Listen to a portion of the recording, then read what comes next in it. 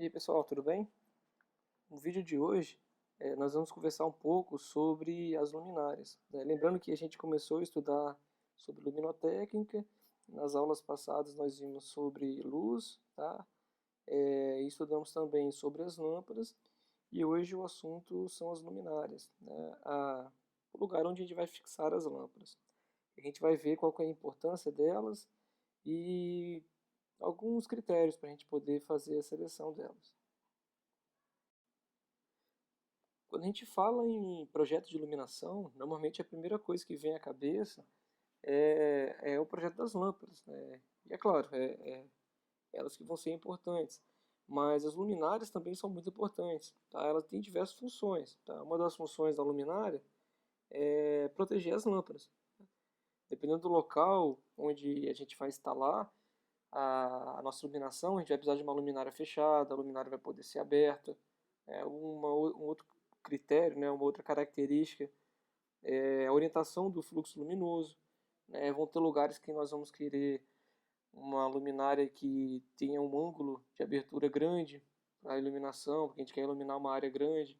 Vão ter situações onde a gente vai querer um feixe de luz apenas para iluminar um quadro, por exemplo, né? Fazer uma iluminação de decoração, iluminar um jardim. Tá? Ela tem característica de redução do ofuscamento, ou seja, no ambiente, né, o ofuscamento é importante. Eu não quero estar no ambiente e não estar conseguindo ah, ler ou assistir uma TV, né, porque o brilho da luz está muito intenso. E a gente vai ver que algumas luminárias têm a característica de redução desse ofuscamento. Ela também possibilita a ligação entre a lâmpada e a rede, né, nela, na luminária que fica o receptáculo, tá? E além de tudo isso, né, ela também tem o efeito decorativo, né? Tem que ser bonita, ou tem que ser adequada ao ambiente onde a gente está instalando, né? É, e além de bonita, claro, né, tem que contemplar tudo o resto que eu falei com vocês agora. Bom, eu vou mostrar agora algumas características importantes para nos ajudar a escolher qual que é a luminária mais adequada para a nossa situação de iluminação, tá? Um critério, uma característica que é importante é a uniformidade, tá? Que é a relação entre a iluminância mínima e a média que pode ser obtida utilizando uma determinada luminária, tá? Então ela vai depender da luminária que a gente escolheu, tá? Da distância entre as luminárias, né? Se eu coloco, por exemplo, duas lâmpadas, duas luminárias, né, bem distantes uma da outra, pode ser que a gente crie aqui no intervalo entre elas uma região de sombra ou uma região que tem uma iluminação muito menor do que essa daqui, ou que naquele ponto ela está abaixo do mínimo que eu preciso para a atividade daquele recinto. A altura de montagem também é importante, né? Quanto mais alto fica a luminária, mais distante do ponto que eu quero iluminar ela vai estar e, por consequência, vai iluminar menos. E, e quanto mais perto ela estiver do meu local que eu quero iluminar, mais ela vai iluminar, né? Mas também ela vai causar esse mesmo efeito aqui, né? Eu vou iluminar muito, talvez um ponto que está abaixo dela, e pouco os pontos que estão entre as luminárias que eu estou instalando. Então, uma boa uniformidade, ela vai garantir essa redução de sombras, vai dar um conforto ao usuário, né, de ter o ambiente todo iluminado por igual, tá? E segurança também, né, pensando em ambientes comerciais, industriais, os residenciais também, né? A, a deficiência de iluminação, ela pode sim levar a um acidente, um escorregão numa região que estava molhada, um piso que não é regular e você não consegue enxergá-lo adequadamente com uma iluminação deficiente. Uma outra característica importante é o rendimento, tá? que, que ele está relacionado com a relação entre o fluxo luminoso, que é irradiado por uma luminária, e o fluxo total das lâmpadas que eu coloquei nela. Tá? Então, ou seja, eu coloquei uma lâmpada, o quanto daquele fluxo que a lâmpada está gerando, ele efetivamente é irradiado pela luminária. E isso vai depender do formato da luminária e também do material que é utilizado. Se no interior, por exemplo, tem um material reflexivo ou se é um material não reflexivo, isso vai influenciar diretamente na questão do rendimento. O rendimento ele é muito importante porque quanto maior for o rendimento da nossa luminária, menor vai ser o número de luminárias que eu vou precisar para iluminar o ambiente. E aí, se eu utilizo uma quantidade menor de luminárias, eu provavelmente vou gastar menos na compra de lâmpadas. Tá? Não posso falar na luminária, porque de repente ela é mais cara, né? Mas eu vou comprar menos lâmpadas, vou gastar menos energia elétrica e vou gastar menos com manutenção no futuro, quando eu tiver que fazer a substituição das lâmpadas, reatores, ignitores, né? Tudo que tenha relacionado com as lâmpadas que eu esteja utilizando no ambiente. Aí outra coisa que influencia no rendimento são os refletores, que normalmente nós temos dentro das luminárias, né, que tem o objetivo de refletir o fluxo luminoso para uma região desejada. Né? Então esses refletores eles podem serem construídos para iluminar uma região, uma área grande ou uma área bem pequenininha, né, bem pontiforme, igual eu comentei no começo do vídeo. Nós temos como característica também o ofuscamento, tá? Ele é causado pelo excesso de luminância, tá? Tem muita luz, né? O olho está recebendo muita luz diretamente, né? Isso causa o ofuscamento. Ele não ele é uma sensação, né? Ou seja, não tem como você colocar um aparelho para medir o ofuscamento, né? Vai depender de fatores físicos, né? Mas também de fatores pessoais. Mas a gente vai ver que a norma ela estabelece alguns critérios para nos ajudar.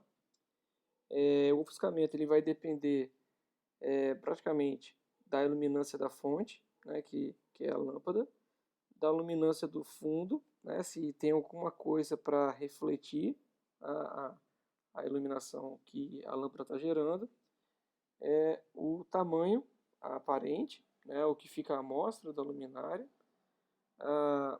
o número de fontes luminosas que nós temos no ambiente e a posição relativa entre a fonte luminosa e a visão da pessoa. Quanto mais próximo da visão da pessoa, maior a possibilidade de ocorrer o ofuscamento.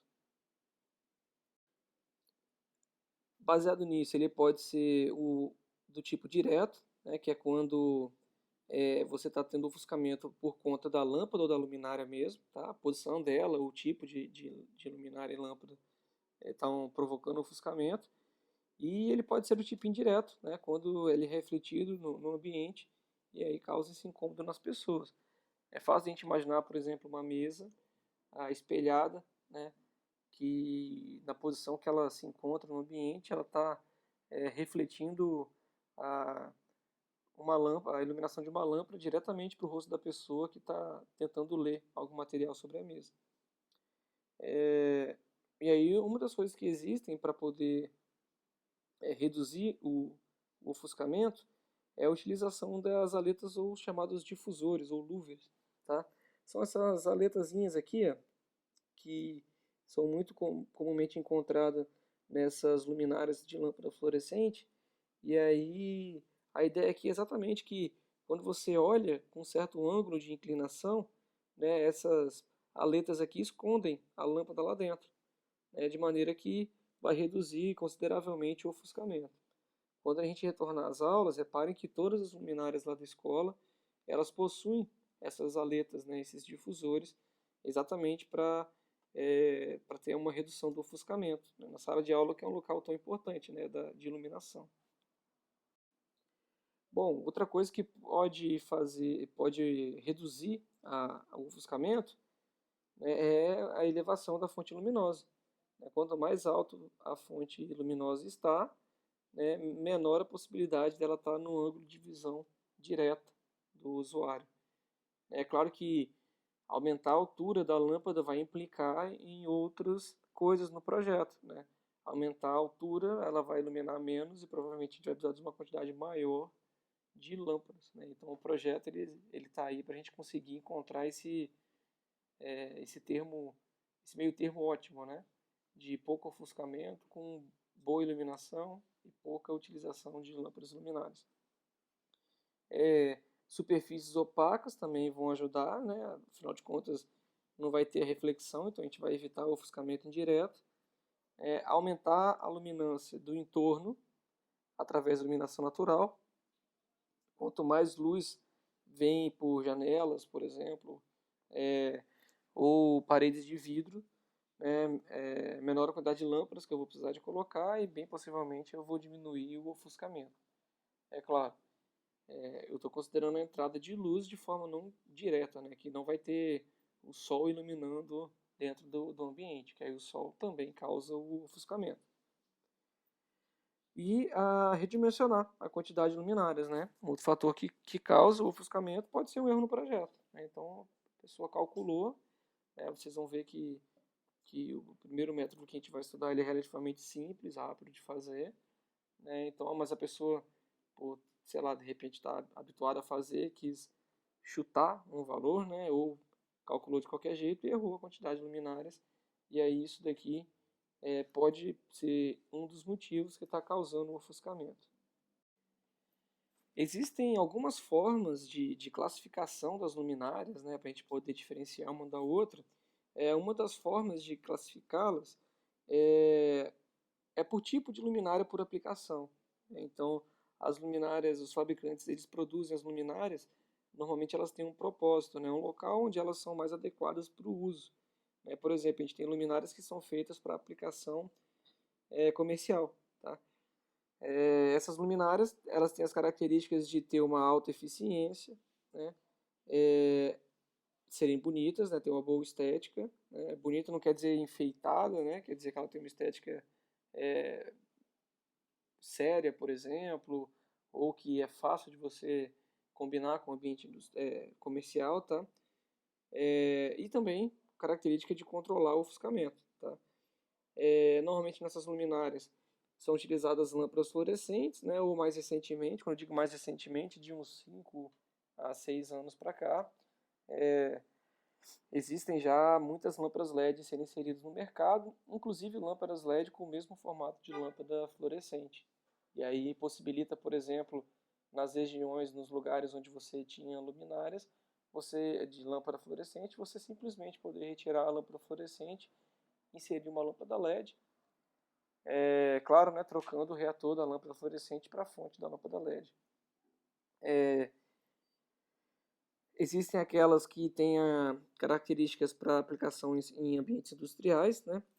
Nesse tipo de luminária, a gente vai ter uma característica que ela vai ter alguns aparatos, né, proteções para trabalhar em ambientes que são agressivos, sujos, né?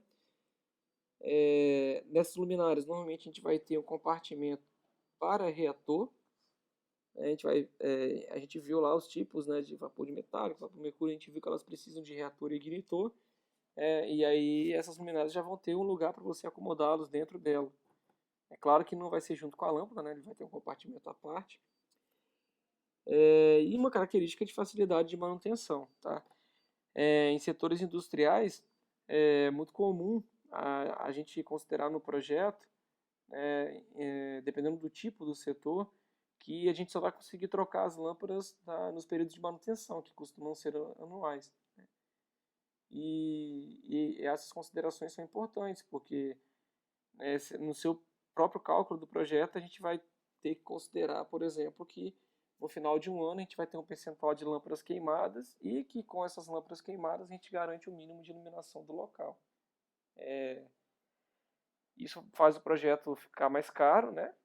Gastar mais energia e a manutenção ela é importante. É uma luminária que quando chega nesse final do período aí tem que possibilitar uma troca rápida das lâmpadas, da sujeira, né? A limpeza da luminária e também dos reatores. Né? Aquelas que são destinadas para iluminação pública, elas são construídas para serem fixadas em postes, né? Tem aquele formato característico que a gente está acostumado a ver aí nas orlas de praia, nas rodovias, tá? Normalmente, né, elas são utilizadas vapor de sódio, né? Se vocês lembram da última aula, vocês devem perceber por quê, né? Que vapor de sódio tem um alto rendimento, né? Ilumina muito, consumindo pouca energia. A gente tem aquelas que são para iluminação decorativa de jardim, né? Elas têm que ter um grau de proteção, que é o IP adequado, né? O grau de proteção tem a ver com luminária que pode ser instalada na chuva, ou que pode ser instalada dentro de uma piscina, ou que pode suportar grandes quantidades de poeira, por exemplo, né? Então, esse grau de proteção a gente tem uma tabela para poder pesquisar se o grau de proteção da luminária ele é adequado para o nosso ambiente, ou né, de pesquisar lá qual tem que ser o grau que eu preciso de procurar para poder escolher uma luminária. Normalmente nessas luminárias pré-decorativas a gente usa ou uma lâmpada halógena, tá? Ou uma lâmpada vapor metálico, né? Essa daqui, vapor metálico, é mais quando a gente quer fazer iluminação de fachada, por exemplo. Ou as lâmpadas LED, né? Que são mais recentes também, mas no mercado a gente encontra já muita lâmpada LED para fazer iluminação decorativa, imitando exatamente as lâmpadas halógenas, né? Em termos de cores, temperatura de cor. E a iluminação esportiva, né, mesmo exemplo da decorativa, né, tem que escolher lá o grau de proteção, né, as lâmpadas, né, que ficam lá pegando chuva, por exemplo, né, tem que ser escolhida adequadamente, tá? Então, se ela é usada internamente ou externamente, vai fazer bastante diferença, perdão. Ela tem normalmente um facho concentrado, unidirecional, né, então normalmente elas ficam distantes do local onde ela está iluminando, então é importante que o projeto dela seja concebido pensando nisso, né? E nessas lâmpadas são normalmente utilizados vapor metálico ou vapor mercúrio, né? Até o sódio, lembrando que nesse caso aqui tem que ser aquelas lâmpadas que, no caso de televisionamento, são as lâmpadas que têm um bom IRC, né? O índice de reprodução de cores elevado para não distorcer as cores, né? E quando é recreação, a gente pode ir lá utilizar lâmpadas que têm um IRC menor, como a de sódio, né, mais raramente de sódio, digamos assim, ou vapor de mercúrio, e aí preferência para vapor de mercúrio que tem uma maior uniformidade de cores. Uma outra forma de classificar é em função da distribuição do fluxo luminoso, tá?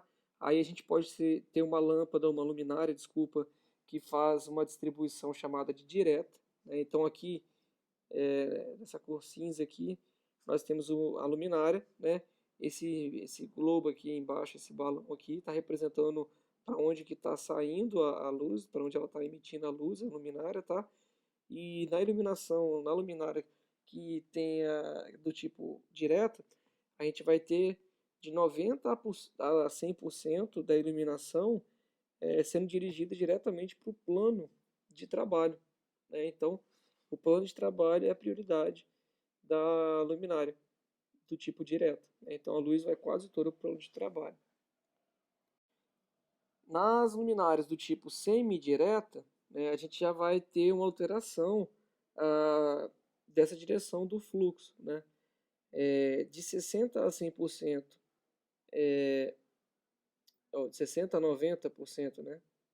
De 60% a 90%, ele vai para o plano que a gente está iluminando, tá?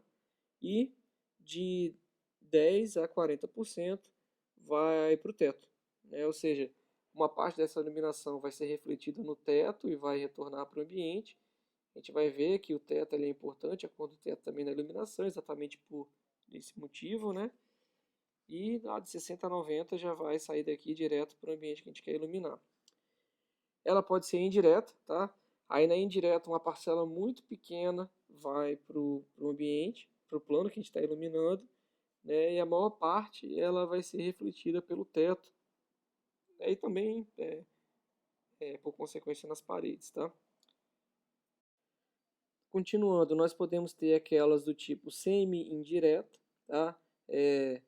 A semi-direta de 60 a 90 vai para o plano e de 10 a 40 para o teto, e na semi-indireta ao contrário, de 10 a 40 vai para o plano que a gente quer iluminar, de 60 a 90 vai refletido para o teto. nós podemos ter, por fim, a do tipo difusa, que ela pode emitir para todas as regiões, e aí a gente pode ter, por exemplo, metade para o teto, metade para o plano, ou 40 para o teto, 60 para o plano, ou vice-versa, tá? Bom, essas daqui são as classificações por tipo de iluminação. E como última característica que eu vou listar aqui é a da função em função da simetria, né? Nós podemos ter uma luminária que tem o chamado eixo de revolução, né? Que é o exemplo tipo globo, né? Significa que se nós pegarmos um eixo, né, aqui no centro da luminária e cortar um pedaço dela, a gente consegue montar essa luminária como inteiro fazendo uma rotação. Talvez nessa figura aqui fica mais fácil de enxergar, né? Se eu traçar um plano aqui na luminária, né, e rotacionar a imagem que eu tenha nesse plano aqui, tá? A gente forma a luminária que é do tipo de eixo de revolução. O mais clássico é o tipo globo, né? Ela é toda uniforme ao seu redor. Significa que para todas as direções aqui ela vai emitir o mesmo fluxo luminoso, tá? A mesma intensidade. Nós temos aquela que tem só um plano de simetria, né, como normalmente são as luminárias de iluminação pública, tá? Se nós traçarmos um plano aqui no meio, um lado é igual ao outro, tá? Mas considerando um plano aqui na horizontal, a gente já não pode falar a mesma coisa, né? A parte de cima é diferente da parte de baixo, né? Essa lâmpada aqui ela nem emite luz para cima, por exemplo, né? Mas só para baixo. Então essa é com um plano de simetria. Né, pode ser também uma com dois planos de simetria, como, por exemplo, essas lâmpadas, essas luminárias para lâmpadas fluorescentes, né? Se nós traçarmos um plano na vista lateral, na vista frontal, a gente vai ter uma simetria, né, em relação a esse plano que nós traçamos aqui no meio.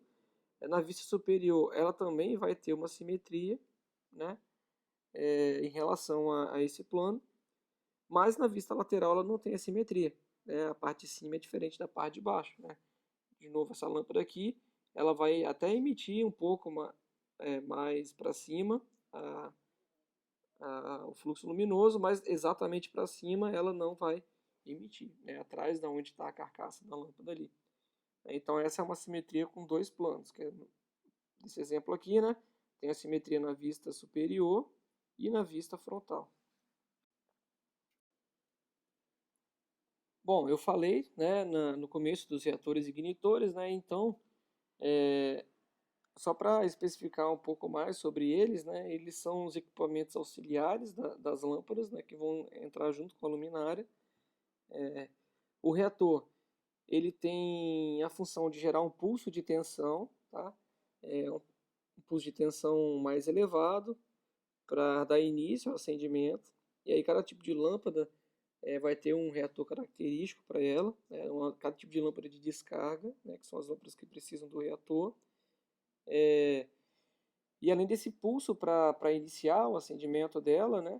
Ele vai ser importante para limitar a corrente quando essa lâmpada entra em funcionamento. Um outro equipamento auxiliar são os transformadores, né? Eles vão aparecer basicamente em dois tipos de lâmpada, tá? Esse aqui é um exemplo de um transformador utilizado nas lâmpadas halógenas, tá? Para adaptar a tensão da lâmpada, por exemplo, no caso desse daqui, entra a rede 220, sai 12 volts, tá? Para ligar as lâmpadas halógenas, e também as lâmpadas LED, né? Esse aqui é um outro exemplo, que tem como entrada aqui a tensão que vai até 265 volts, né? E ele garante uma tensão contínua na saída de 54 a 64 volts para alimentar os LEDs, né? São exemplos de transformadores. Aqui, mais um driver de tensão, né? Não necessariamente normalmente ele não tem um transformador grande aqui dentro. Ele trabalha com uma fonte regulada, de frequência mais elevada, que por esse motivo reduz o tamanho do transformador, então são normalmente pequenininhos. Outro equipamento auxiliar são os chamados ignitores, né? Eles vão aparecer nas lâmpadas de descarga, as lâmpadas fluorescentes não precisam, né? Mas Nós vimos lá que a lâmpada de vapor metálico, o sódio e de mercúrio, elas precisam do ignitor, né, e ele vai ajudar exatamente com o fornecimento do pulso de tensão para ionizar os gases lá dentro da lâmpada para ela poder é, iniciar a iluminação. Vocês vão perceber que existem diversos tipos de reatores para uma mesma lâmpada, né? Se você pegar uma lâmpada fluorescente, por exemplo, ou você for no mercado comprar um reator, você vai ver que para a mesma potência de lâmpada você tem diversos tipos de reatores, tá? E aí vão existir algumas características que são importantes, né, que a gente observar na hora que a gente for escolher o reator que a gente vai comprar para poder instalar, tá? Uma delas é o fator de potência, né? Ele vai ser muito importante na hora de escolher, porque quanto menor o fator de potência, menor, mais distante do fator de potência ideal, que seria 1, significa que eu vou ter muita corrente devido à potência reativa indutiva, né? E na hora que estiver projetando os condutores, dimensionando, toda a corrente que passa pelos condutores deve ser considerada, né? Então, quanto mais reativos eu insiro, né, na minha rede, maior vai ter que ser a capacidade de condução de corrente dos condutores, tá? Então, sempre optar por reatores que têm alto fator de potência. Alto fator de potência o mais próximo de 1 possível, tá? E além disso, né, além de influenciar na quantidade de corrente que vai passar nos condutores, em instalações residenciais isso não acontece, mas nas instalações industriais, o baixo fator de potência gera multa, né? Então vão ter acréscimos na conta no final do mês, tá? Devido ao baixo fator de potência da nossa instalação. A gente vai observar as perdas também, né? No nosso reator. Quanto menor a perda, melhor, né? As perdas basicamente vão ser por efeito Joule, né? Quando o reator que esquenta muito, por esterese, né? No caso dos reatores que trabalham com transformadores, tá? Não, normalmente não são, os reatores eletrônicos não têm muita perda por esterese, e pelas correntes de Foucault, né? Também devido aos transformadores dentro dos reatores. Um outro fator que é muito importante e infelizmente poucas vezes ele é observado pelos usuários é a distorção harmônica, né? Os reatores eletrônicos, tá? Aqui, digamos, a grande desvantagem deles é que, por trabalhar em alta frequência, eles geram muitas harmônicas no sistema, né? Harmônicas são aquelas ondas com frequências múltiplas da fundamental, que é os 60 Hz, né? E aí a gente destaca que para os reatores a principal harmônica é a terceira harmônica, que está lá na casa dos 180 Hz, né? E vão ter reatores que têm uma distorção harmônica muito grande. E a importância dela aqui é porque, né, adicionando mais harmônicas, independente de qual seja a harmônica, né, mas aqui falando principalmente da terceira harmônica, quando a gente somar a nossa onda fundamental com a harmônica, a gente vai ter uma resultante maior, né, de amplitude. E aí, amplitude maior vai implicar em corrente maior, né? Vou colocar assim, não só a amplitude, né, mas a área dessa onda aqui vai ser maior, o que ocasiona, o que leva, né, a uma corrente RMS maior também. Ou seja, condutores maiores vão precisar de ser considerados no dimensionamento, que deixa mais caro, e também essas correntes vão ser importantes na hora de fazer a proteção, calcular o disjuntor ou o relé que vai proteger a nossa instalação, tá? E aí, sempre observar isso daqui, ó. Escolher reatores que têm o TDAH, que é a distorção harmônica, tá? Menor do que 20%. O fator de fluxo luminoso é um outro fator importante, tá? Ele determina o quanto do fluxo luminoso é emitido pela lâmpada vai ser emitido pela luminária, né? Por exemplo, eu tenho uma lâmpada que é de 32 watts, que ela emite normalmente, né? O fabricante vende ela como uma lâmpada que vai emitir 2.700 lumens. De maneira que, se eu tenho um reator que tem um fator de fluxo de 0,95, significa que Ao ser instalado nessa luminária, a gente não vai ter mais uma iluminação, né, que seria lá o ideal da lâmpada, né, de 2700. A gente vai ter uma agora de apenas 2565, que é os 95% desse valor aqui. Existem fatores de fluxo maior do que 1 também, né, devido aos aparatos reflexivos que são instalados dentro da luminária. A gente potencializa a, o fluxo luminoso que é emitido pela luminária. E aí ele ficaria, por exemplo, maior do que 2700. Existe também o chamado flicker, né, ou cintilação, que é aquela sensação que a gente tem da lâmpada estar piscando. Tá? Isso vai nos reatores eletrônicos, a gente não tem esse problema, né, ele aparece nos reatores eletromagnéticos. Para vocês terem uma ideia, né, eu nunca mais vi um reator eletromagnético sendo vendido para lâmpada fluorescente. Só para as lâmpadas de descarga, tipo vapor de mercúrio, sódio. Né, mas se for o caso de ter, por exemplo, lâmpadas fluorescentes com reatores eletromagnéticos, como eles oscilam em frequências próximas a que o nosso olho consegue perceber, né, a gente até 30 Hz ali, a gente consegue perceber a, piscadas de qualquer tipo, né? Uma lâmpada piscando, por exemplo, a 30 Hz a gente consegue enxergar. Né? Então, se isso estiver acontecendo, né, uma solução seria, primeiro, né, utilizar reator eletrônico, né? Mas se não for possível, fazer uma mesclagem dos circuitos das lâmpadas, né? Colocar fases diferentes, né? E aí você coloca as lâmpadas, elas vão continuar piscando, mas como as fases estão defasadas, elas vão piscar em fileiras, por exemplo, de lâmpadas, vão piscar em momentos diferentes e aí diminui esse efeito, essa sensação das lâmpadas estarem piscando. A sensação para o ser humano, né? Para finalizar o nosso vídeo, né, um último parâmetro aqui para escolher o reator é a necessidade de aterramento. Né? Bom, existem dois tipos de aterramento, falando em luminárias. Né? Existe o aterramento de segurança, que é o aterramento que vai impedir, por exemplo, se você tem um reator que tem carcaça metálica, a luminária carcaça metálica, por consequência, o aterramento de segurança vai evitar que uma pessoa tome um choque, né, no caso de ter uma fuga da carcaça da luminária ou do reator. Mas vai existir também o chamado aterramento funcional. O aterramento funcional ele vai ser importante quando você estiver trabalhando com os reatores eletromagnéticos. Tá? Nesses reatores é muito importante o aterramento. Sem o aterramento, esses reatores eles não funcionam normalmente. A lâmpada costuma não acender, às vezes acende, às vezes não acende. Tá?